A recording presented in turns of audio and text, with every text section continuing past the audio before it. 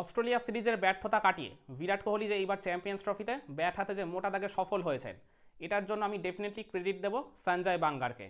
আমরা সবাই জানি, যারা মোটামুটি ক্রিকেট নিয়ে আর কি চর্চা করেন বা একটু খোঁজ খবর রাখেন, এই রঞ্জি ট্রফিতে বিরাট কোহলি যখন খেলেছিল একটা ম্যাচ ওই রেলওয়েজের এগেনস্টে, তার ঠিক আগে আগে আলিবাগে কিন্তু ওই সঞ্জয় বাঙ্গারের সাথে বিরাট কোহলি বেশ কয়েকটা সেশন করেছিলেন তার ওই ব্যাটিংয়ের যে টেকনিক্যাল যে প্রবলেমগুলো হচ্ছিল সেগুলো কাটিয়ে ওঠার জন্য।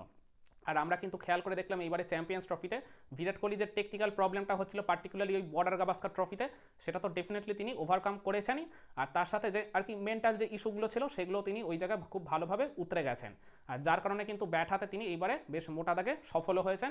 ফাইনাল ম্যাচটা আর কি রানটা পাননি, কিন্তু বাকি কয়েকটা ম্যাচে তিনি কিন্তু ওই জায়গায় একবারে বলতে গেলে তুমুলভাবে সফল। একটা সেঞ্চুরি করেছেন, তাও খুব ইম্পর্টেন্ট ম্যাচে পাকিস্তানের এগেনস্টে, অস্ট্রেলিয়ার এগেনস্টে গুরুত্বপূর্ণ সেমিফাইনাল ম্যাচে 84 রানের একটা ফ্যান্টাস্টিক নক খেলেছেন। তো ওই জায়গায় তিনি মানে 5 ম্যাচ মিলিয়ে মোট 218 রান করেছেন, তার ব্যাটিং গড়টা ছিল 54.5। তো এই আর কি আমি ওইটাই বলছিলাম যে কোহলির যে টেকনিক্যাল প্রবলেমটা ছিল সেটা হচ্ছে তিনি ওই মানে পার্টিকুলারলি বর্ডার গাভাস্কার ট্রফিতে তিনি নিজের অফ স্টাম্পটা ঠিকমতো আর কি বুঝতে পারছিলেন না।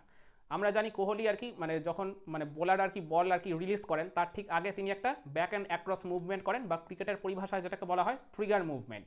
খেয়াল করে দেখবেন ওই পার্টিকুলারলি বর্ডার গাভাস্কার ট্রফির যদি আপনাদের কোনো ভিডিও থাকে, আমার কাছে এখন ওই টেকনিক্যাল ওই মানে সেট আপটা নেই বলে আমি দেখাতে পারছি না, মানে পরে ডেফিনেটলি কখনো হবে তখন আমি একবারে লাইভ প্রুফই আপনাদের দেখাবো। কিন্তু একটু আপনারা খেয়াল করে দেখবেন ওই বর্ডার গাভাস্কার ট্রফিতে মানে কোহলি যখন আর কি মানে ওই ব্যাক অ্যান্ড অ্যাক্রস মুভমেন্ট বা ট্রিগার মুভমেন্টটা যখন করছিলেন, তখন তার ওই ব্যাক ফুটটা বলতে গেলে অফ স্টাম্প থেকে অনেকটা বাইরে চলে যাচ্ছিল, যে কারণে তিনি বেশিরভাগ সময় মানে বেশিরভাগ কি মানে তিনি ওই মানে টুরে মোট 8 বা 9 বার মতো আউট হয়েছিলেন। প্রত্যেক কটাই আর কি আউটসাইডে হয় আর কি মানে স্লিপ কর্নারে, না হয় কিপারের কাছে আর কি ক্যাচ হয়ে আউট হয়েছিলেন। ওই যে তিনি মানে তার মূল সমস্যাটাই হচ্ছিল যে তিনি অফ স্টাম্পটা তার কোথায় রয়েছে সেটা পার্টিকুলারলি বুঝতে পারছিলেন না। কিন্তু এইবারে চ্যাম্পিয়ন্স ট্রফিতে দেখলাম ওই টেকনিক্যাল প্রবলেমটা তিনি খুব ভালো মতো কাটিয়ে উঠেছেন। তিনি মানে ব্যাক অ্যান্ড অ্যাক্রস মুভমেন্টটা করছেন ঠিকই, কিন্তু খুব ছোট ওই জায়গায় একটা মুভমেন্ট করছেন। আর তার মুভমেন্টটা কিন্তু শেষ হচ্ছিল অফ স্টাম্পের মধ্যে থেকেই। আর যে মানে ওই প্রবলেমটা হচ্ছিল বর্ডার গাভাস্কার ট্রফিতে, তিনি মানে অফ স্টাম্প থেকে অনেকটা বাইরে তার ব্যাক ফুটটা চলে যাচ্ছিল, যে কারণে বেশিরভাগ সময় তিনি আউটসাইডে হচ্ছিলেন বা কভার ড্রাইভ যখন করতে যাচ্ছিলেন তখন ওই জায়গায় বলতে গেলে কন্ট্রোল লেস শট খেলে ওই জায়গায় আর কি নিজের উইকেটগুলো থ্রো ডাউন করে দিয়ে আসছিলেন। মানে এটা কিন্তু ক্রিকেটের একটা টেকনিক্যাল ইস্যু। যারা ক্রিকেট খেলেছেন প্রফেশনাল তারা কিন্তু খুব ভালো মতোই জানবেন যে আপনি যদি আপনার অফ স্টাম্পটা ঠিক কোথায় রয়েছে সেটা যদি বুঝতে না পারেন, তাহলে কিন্তু মানে একটা বোলারের বল রিড করা কিন্তু খুব ডিফিকাল্ট হয়ে পড়ে। আপনি যত বড় ব্যাটারি হন না কেন, যত ট্যালেন্টেড আর কি ব্যাটারি হন না কেন, আপনি কিন্তু ওই জায়গায় মানে ওই আর কি শট নেগোশিয়েট করার পর সেটা আর কি মিডলিং হবে নাকি আউটসাইড এজ হবে নাকি ইনসাইড এজ হবে নাকি লিডিং এজ হবে, সেটা কিন্তু আপনি কখনোই আর কি কনফিডেন্ট থাকতে পারবেন না ওই জায়গায়। বিরাট কোহলি এর আগেও একটা এরকম সমস্যায় পড়েছিলেন ওই 2014-15 সাল নাগাদ। তখন সচিন টেন্ডুলকারের কাছে তিনি কয়েকটা সেশন করে বা তার ছোটোবেলার কোচের কাছে সেশন করে তিনি এই আর কি সমস্যাটা কাটিয়ে উঠেছিলেন। কিন্তু এইবার তিনি বেছে নিয়েছিলেন সঞ্জয় বাঙ্গারকে। আমরা সবাই জানি সঞ্জয় বাঙ্গার যখন ভারতের আর কি ব্যাটিং করছিলেন তখন কোহলি কিন্তু তার সেরা সময়টা কাটিয়েছেন, একেবারে তার প্রাইম ফর্মে ছিলেন। তো সেই কারণে সঞ্জয় বাঙ্গারের মানে অবদান কিন্তু বিরাট কোহলির ক্যারিয়ারে অনেক আর কি বেশি বলতে হবে। তো সেই কারণেই সঞ্জয় বাঙ্গারের তিনি শরণাপন্ন হয়েছিলেন এই চ্যাম্পিয়ন্স ট্রফির ঠিক আগে আগে। তো এই ব্যাপারটা নিয়ে আর কি তখন অনেকে সমালোচনা করেছিলেন, যে বলেছিলেন যে মুম্বাইয়ে যখন বিরাট কোহলি রয়েছেন তখন সচিন টেন্ডুলকারের কাছে মানে তিনি না গিয়ে সঞ্জয় বাঙ্গারকে কেন তিনি বেছে নিলেন। সঞ্জয় বাঙ্গারের কাছে বিরাট কোহলির ওই যে মানে একটা কমফর্টের যে জায়গা, কোহলি তো তার আমলেই খেলে সিংহভাগ সাফল্যটা পেয়ে এসেছেন ভারতীয় দলে।